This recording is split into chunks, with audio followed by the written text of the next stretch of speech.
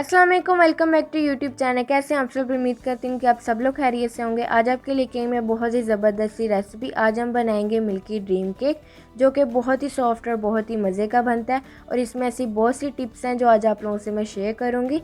तो जल्दी से जाए मेरे चैनल को सब्सक्राइब कर लें, वीडियो को फुल वॉच करना है। तो आइए चलते हम लोग अपनी रेसिपी की तरफ। तो यहाँ पे जी सबसे पहले आप लोगों को कोई भी बेकिंग डिश या फिर पैन चाहिए होगा। आप लोगों के पास जो अवेलेबल हो, आप लोगों ने इसे बटर या फिर ऑयल के साथ अच्छी तरह से ग्रीस कर लेना है। उसके बाद आप लोगों ने बटर पेपर इसके साइज़ का काट लेना है और अगेन इसे ऑयल के साथ अच्छी तरह से ग्रीस कर लेना है। तो अब आप लोगों को एक बाउल में चाहिए होंगे 5 अंडे, एक एक शामिल करें। आप लोगों ने अंडे रूम टेम्परेचर पे लेने हैं। याद रखें जब भी आप लोग बेकिंग करें तो आप लोगों ने फ्रिज के अंडे शामिल नहीं करने, क्योंकि उससे आपका केक ख़राब होने के चांसेस जो है वो बढ़ जाते हैं। तो हमेशा रूम टेम्परेचर पे अंडे इस्तेमाल करें। अब इसे बीट करेंगे 30 से 40 सेकेंड के लिए। अंडों को अच्छी तरह से बीट करने के बाद आइसिंग शुगर ऐड करेंगे, तकरीबन 1 कप। आप लोगों ने इसे अच्छी तरह से छान लेना है ताकि इसके अंदर कोई भी गुठली वगैरह ना हो। और अगर आप लोग चाहें तो इसके अंदर बारीक चीनी भी ऐड कर सकते हैं, उसे सिर्फ आपको फिर ज़्यादा बीट करना पड़ेगा। और इसे मैं तकरीबन 1 मिनट के लिए बीट करूँगी ताकि चीनी हमारी अच्छी तरह से मिक्स हो जाए। अब इसके अंदर हम लोग ऐड करेंगे 1 टीस्पून वनीला एसेंस और अगेन हम लोग इसे अच्छी तरह से बीट कर लेंगे 20 से 30 सेकंड के लिए। तो यहाँ पे जी अच्छी तरह से बीट करने के बाद 1.5 कप यानी कि 187.5 ग्राम मैदा लें। अच्छी तरह से छान के आपने इस्तेमाल करना है और सारा ऐड नहीं करना है, पहले हाफ़ डालेंगे और बाद में हाफ़। जब भी आप लोग बेकिंग करें तो सब चीज़ों को आपने छान के इस्तेमाल करना है। तो अच्छी तरह से बीट करने के बाद अब इसके अंदर बाकी का भी हाफ़ ऐड कर देंगे। साथ ही इसके अंदर बेकिंग पाउडर 1.5 टीस्पून यानी कि 1.5 टीस्पून, और इसे भी हम लोग अच्छी तरह से बीट कर लेंगे। तो यहाँ पे जी इम्पोर्टेंट बात, आप लोगों ने इसकी ओवर मिक्सिंग नहीं करनी, सिर्फ इसे इतना ही मिक्स करेंगे कि ये अच्छी तरह से मिक्स हो जाए। अगर ओवर बीटिंग की तो आपका केक जो है वो ख़राब भी हो सकता है। तो सिर्फ इसे इतना ही मिक्स करें कि सारा मिक्सचर अच्छी तरह से मिक्स हो जाए। तो यहाँ पे जी देखिए अच्छी तरह से बीट करने के बाद आप लोग इसका टेक्सचर देख सकते हैं कि कितना क्रीमी है। तो आप लोग भी कोशिश करें कि आप लोगों ने इसकी ओवर बीटिंग नहीं करनी। तो बस इसे हम लोग बेकिंग डिश में ऐड कर देंगे और 1 से 2 मरतबा टैप कर दें ताकि एयर बबल्स रिमूव हो जाए। तो इसे मैं बेक करूँगी 345 डिग्री फ़ारेनहाइट पे या फिर 175 डिग्री सेल्सियस पे 25 से 30 मिनट के लिए।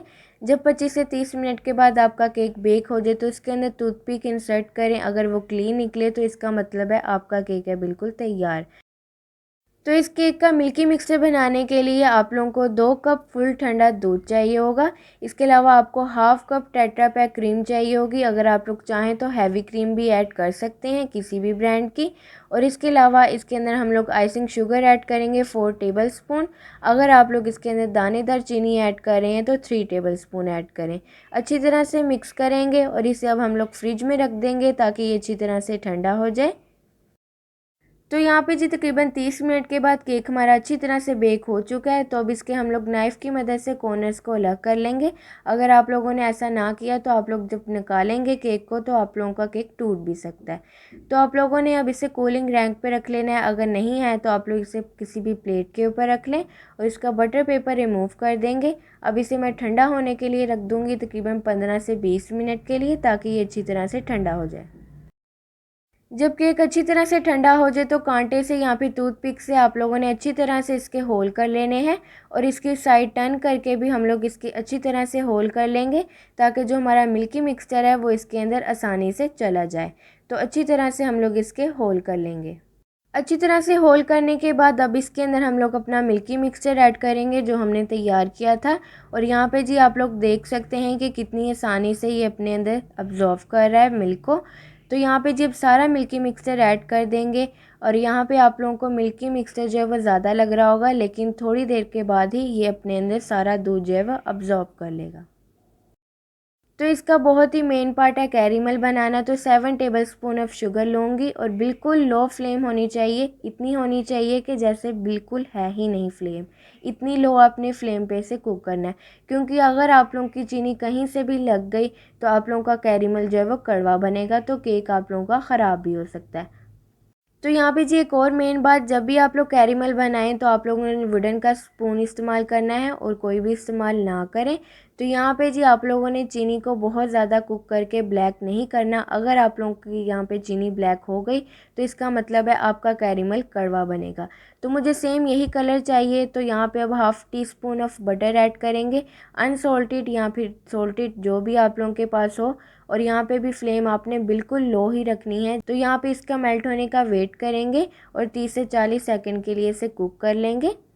30 से 40 सेकंड के बाद इसके अंदर मैं half cup of tetra pack cream add करूँगी।